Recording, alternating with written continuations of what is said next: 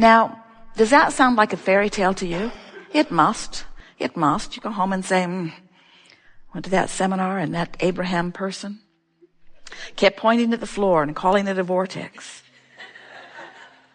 This imaginary friend that Abraham has. But we want you to understand that everything is vibrational. There are all kinds of vibrations that you accept as reality that you can't see. Think about your television. Those horses and those men are not riding around in that box. The box is getting thinner and thinner and thinner and thinner and thinner. In other words, you accept that it is vibration that is being interpreted in a way that is visual for you. And we do not want to hurt your feelings, and in no way do we want to diminish your appreciation of this vivid, tactile, sensual, glorious, physical world in which you are living. But we want you to understand that everything that you are experiencing here is vibrational interpretation. And you have the ability to interpret vibration in ways that you are not doing because we love you very much. You are hung up on your physical reality. You are so in love with this physical reality, you want to see it and smell it and taste it and touch it and hear it. You want to be in it. You want to be involved in it. You want the physicalness of it. You document it. You take pictures of it. You make statues and monuments about it. You are so stuck in your now reality, and we want to drop a big bombshell on you and help you to understand something in a very powerful way. What you are calling your now reality is old news.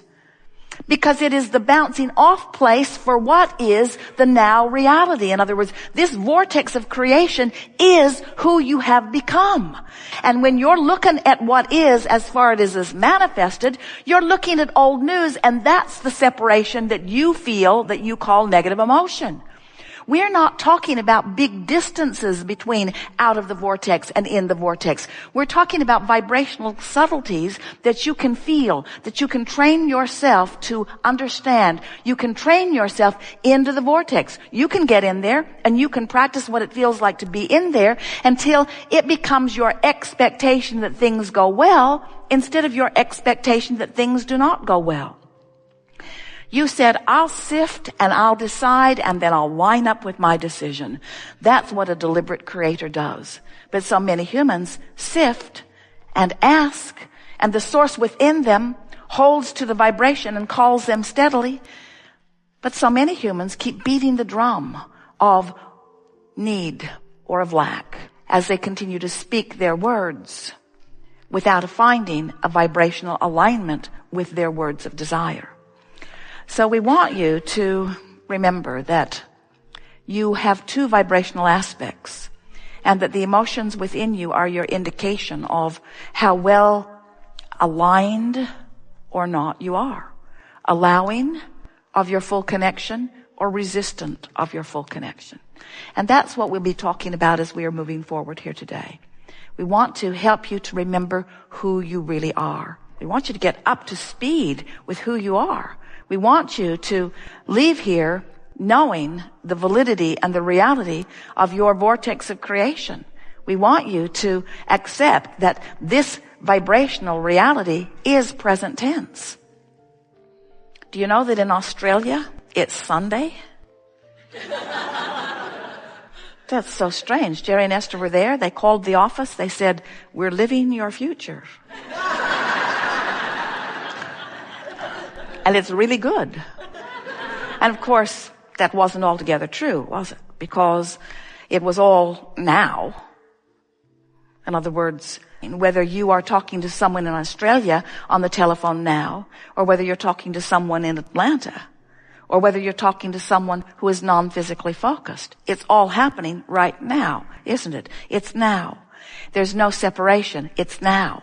And what we want you to understand is that the now that is you is not the now that you think is you. You think it's the you that's sitting here in these clothes with this much money in your bank account, in this body, with these relationships. And we want you to understand that your now reality in this vortex of creation has moved past that. And the reason that you feel negative emotion is because you're not moving with it. So We want to show you how to get forward moving. We want to show you how to live real time. We want to show you how you can be in this moment, living in this physical world, but living the vibration of all that you have become. Do you know that when you're moving through life and a problem is coming into focus, do you know that in the moment that the problem is coming into focus, the solution, an equivalent solution, is coming into focus too? Do you know that? That's such an important thing to know. When a question is formulating, so is the answer. But if you are of the frequency of the question or of the problem, you cannot be of the frequency of the answer or the solution. You can't be on both frequencies at the same time. We think that it will be helpful to you to understand that the equivalent solutions are brewing with the equivalent problems.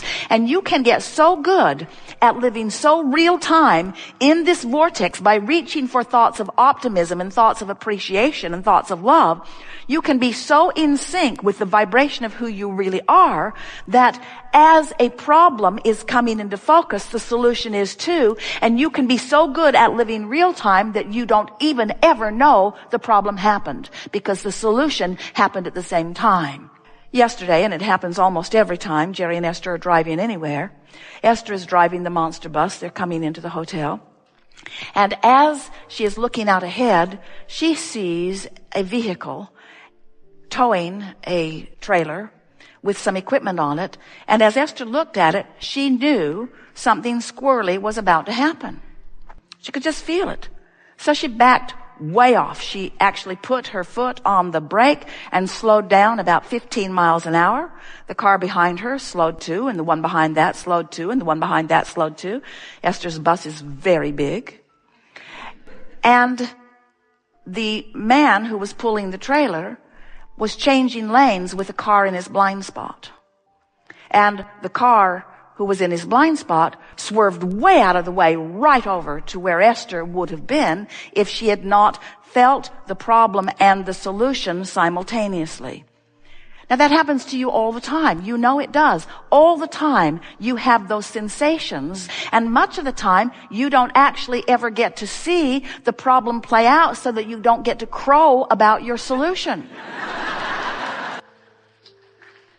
But we want you to understand that it's happening all day, every day. Your physical body, trillions of cells, when something is ingested or introduced to your body, you breathe a bacteria or a germ, or you ingest something in food or air.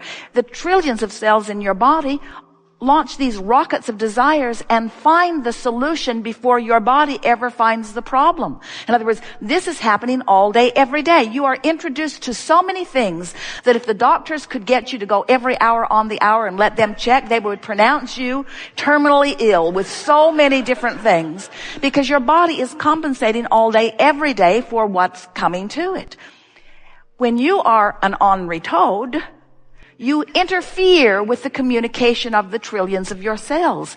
When you are in love, when you are tuned in, tapped in, turned on, when you are in chronic appreciation, when you're feeling good most of the time, you don't hinder your cells from finding their solutions in the moment that they are introduced to the problems. And the problems are so slight, they are not even microscopically discernible.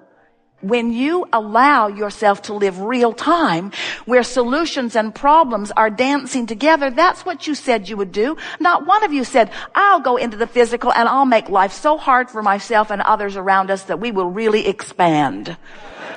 None of you said that. You said, I'll go forth into this contrasting environment, and from the contrast, improvement will be born. That's what the evolution of all species is about.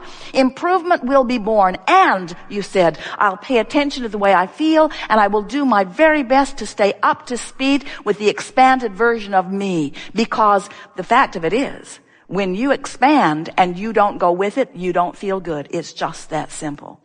You are a lover, and when you don't love, it feels awful. You are one who knows the worthiness of your being, and when you don't feel worthy, you feel awful. And it's not because someone outside of you is assigning that judgment and feeling bad about something you've done. It's that you expanded and you're not up to speed with you. Every negative emotion you feel, no exception, every single time, is because part of you expanded and the other part didn't. And we're here to talk to that part today. We want to convince you of the reality of your vortex of creation. We want to help you realize that you are a vibrational being. We want you to know that you are vibration, that you are spirit, that you are source, and that you are in this physical body. It's not one or the other. It's not materialism versus spiritualism. It's everything is source, everything is spirit, everything is energy. And here in this physical form, you have the option of allowing the fullness of it to flow or of pinching it off. It's your choice, and your emotions indicate the choice that you're making. We're eager to talk with you about anything that is important to you. There is nothing off limits. We want you to know that we know who you really are. In other words, your vortex is very vivid and clear to us. So as we visit with you, we have one primary intention, and that is to find a way of soothing you into your vortex. We know as teachers that you cannot be booted in. And we couldn't boot you in anyway because we're never out. In other words, we stand in your vortex calling you in. That's what inspiration is, you see. And we'll give you every trick, every process, every perspective that we hold to help you to understand that you belong primarily in the vortex. That's who you are. Life is supposed to be good for you. So, you were source energy before you came into this body. A part of that consciousness came into the you that you know as you.